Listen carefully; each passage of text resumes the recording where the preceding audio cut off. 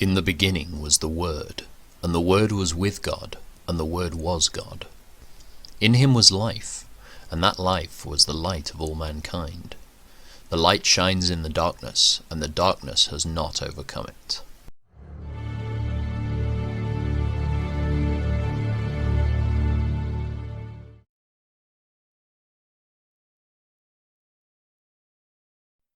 Joash began to rule over Judah in the 7th year of King Jehu's reign in Israel. He reigned in Jerusalem 40 years. His mother was Zibiah from Beersheba. All his life Joash did what was pleasing in the Lord's sight, because Jehoiada the priest instructed him. Yet even so, he did not destroy the pagan shrines, and the people still offered sacrifices and burned incense there. One day King Joash said to the priests, "Collect all the money brought as a sacred offering to the Lord's temple, whether it is a regular assessment, a payment of vows, or a voluntary gift. Let the priests take some of that money to pay for whatever repairs are needed at the temple." But by the 23rd year of Joash's reign, the priests still had not repaired the temple. So King Joash called for Jehoiada and the other priests and asked them, "Why haven't you repaired the temple? Don't use any more money for your own needs. From now on it must all be spent on temple repairs." So the priests agreed not to accept any more money from the people, and they also agreed to let others take responsibility for repairing the temple. Then Jehoiada the priest bored a hole in the lid of a large chest, and set it on the right-hand side of the altar at the entrance of the temple of the Lord. The priests guarding the entrance put all of the people's contributions into the chest. Whenever the chest became full, the court secretary and the high priest counted the money that had been brought to the Lord's temple and put it into bags. Then they gave the money to the construction supervisors, who used it to pay the people working on the Lord's temple, the carpenters, the builders, the masons, and the stone cutters. They also used the money to buy the timber and the finished stone needed for repairing the Lord's temple, and they paid any other expenses related to the temple's restoration. The money brought to the temple was not used for making silver bowls, lamp snuffers, basins, trumpets, or other articles of gold or silver for the temple of the Lord. It was paid to the workmen, who used it for the temple repairs. No accounting of this money was required from the construction supervisors, because they were honest and trustworthy men. However, the money that was contributed for guilt offerings and sin offerings was not brought into the Lord's temple. It was given to the priests for their own use. About this time, King Hazael of Aram went to war against Gath and captured it. Then he turned to attack Jerusalem. King Joash collected all the sacred objects that Jehoshaphat, Jehoram, and Ahaziah, the previous kings of Judah, had dedicated, along with what he himself had dedicated. He sent them all to Hazael, along with all the gold in the treasuries of the Lord's temple and the royal palace. So Hazael called off his attack on Jerusalem. The rest of the events in Joash's reign, and everything he did, are recorded in the book of the history of the kings of Judah. Joash's officers plotted against him, and assassinated him at Beth Millo on the road to Silla.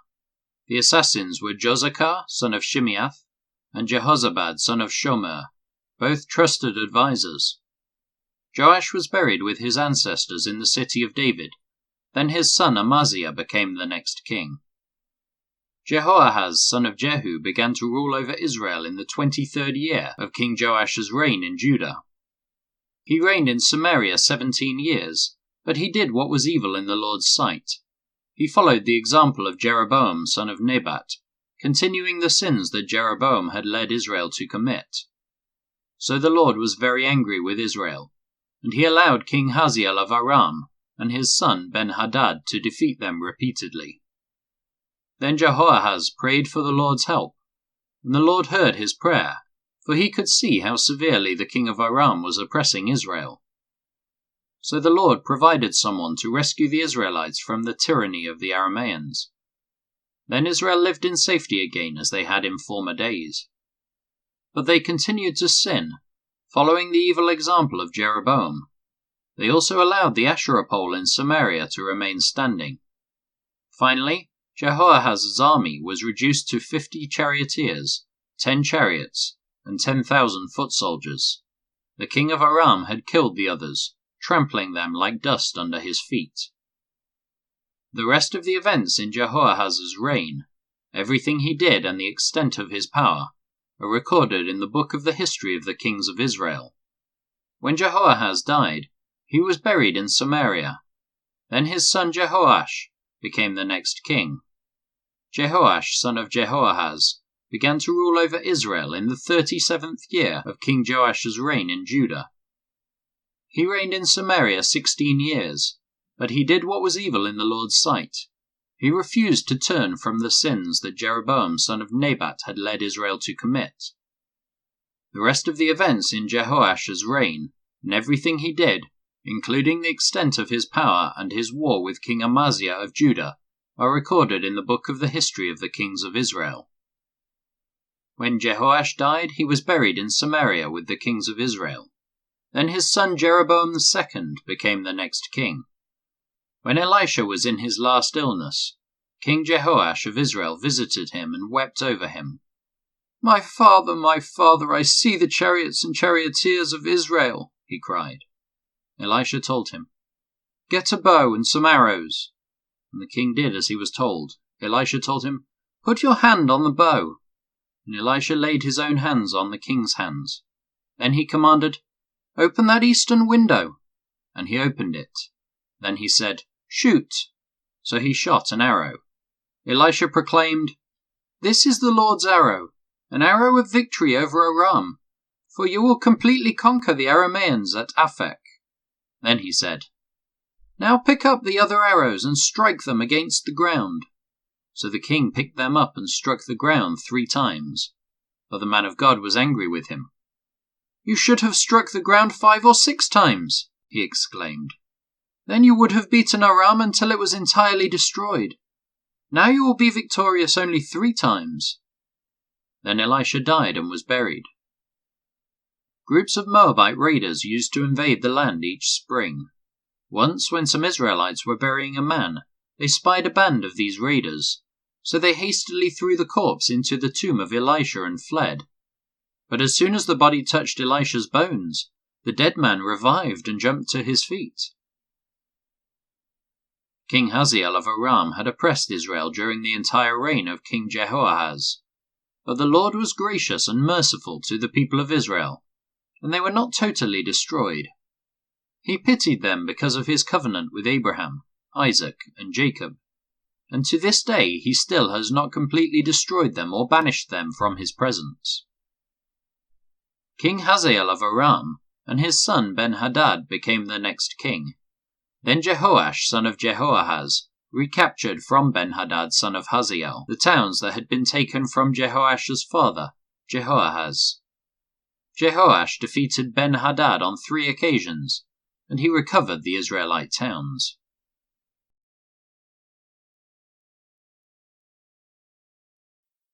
Joash was 7 years old when he became king, and he reigned in Jerusalem 40 years. His mother was Zibiah from Beersheba. Joash did what was pleasing in the Lord's sight throughout the lifetime of Jehoiada the priest. Jehoiada chose 2 wives for Joash, and he had sons and daughters. At one point Joash decided to repair and restore the temple of the Lord. He summoned the priests and Levites and gave them these instructions. "Go into all the towns of Judah and collect the required annual offerings, so that we can repair the temple of your God. Do not delay." But the Levites did not act immediately. So the king called for Jehoiada the priest and asked him, "Why haven't you demanded that the Levites go out and collect the temple taxes from the towns of Judah and from Jerusalem? Moses, the servant of the Lord, levied this tax on the community of Israel in order to maintain the tabernacle of the covenant."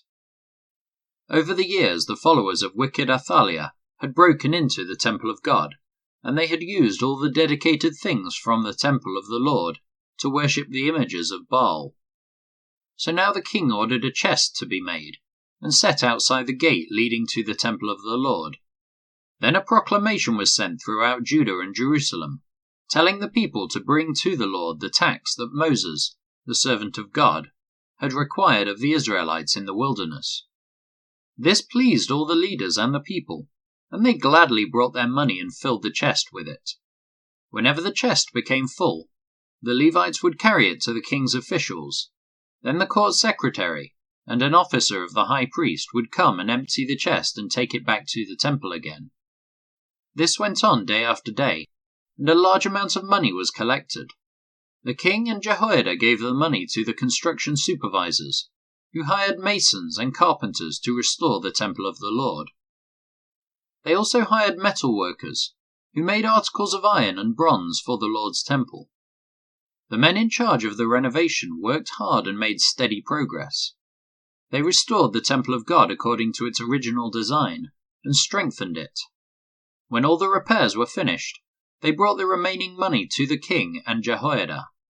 It was used to make various articles for the temple of the Lord, articles for worship services and for burnt offerings, including ladles and other articles made of gold and silver. And the burnt offerings were sacrificed continually in the temple of the Lord during the lifetime of Jehoiada the priest. Jehoiada lived to a very old age, finally dying at 130. He was buried among the kings in the city of David, because he had done so much good in Israel for God and his temple. But after Jehoiada's death, the leaders of Judah came and bowed before King Joash and persuaded him to listen to their advice. They decided to abandon the temple of the Lord, the God of their ancestors, and they worshipped Asherah poles and idols instead. Because of this sin, divine anger fell on Judah and Jerusalem. Yet the Lord sent prophets to bring them back to him. The prophets warned them, but still the people would not listen.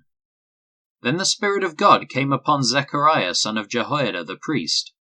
He stood before the people and said, "This is what the Lord says. Why do you disobey the Lord's commands and keep yourselves from prospering? You have abandoned the Lord, and now he has abandoned you." Then the leaders plotted to kill Zechariah, and King Joash ordered that they stone him to death in the courtyard of the Lord's temple. That was how King Joash repaid Jehoiada for his loyalty, by killing his son. Zechariah's last words as he died were, "May the Lord see what they are doing and avenge my death." In the spring of the year, the Aramean army marched against Joash. They invaded Judah and Jerusalem and killed all the leaders of the nation. Then they sent all the plunder back to their king in Damascus. Although the Arameans attacked with only a small army, the Lord helped them conquer the much larger army of Judah. The people of Judah had abandoned the Lord, the God of their ancestors, so judgment was carried out against Joash. The Arameans withdrew, leaving Joash severely wounded, but his own officials plotted to kill him for murdering the son of Jehoiada the priest. They assassinated him as he lay in bed. Then he was buried in the city of David, but not in the royal cemetery. The assassins were Josachar, the son of an Ammonite woman named Shimeath, and Jehozabad, the son of a Moabite woman named Shomer. The account of the sons of Joash, the prophecies about him, and the record of his restoration of the temple of God are written in the commentary on the Book of the Kings. His son Amaziah became the next king.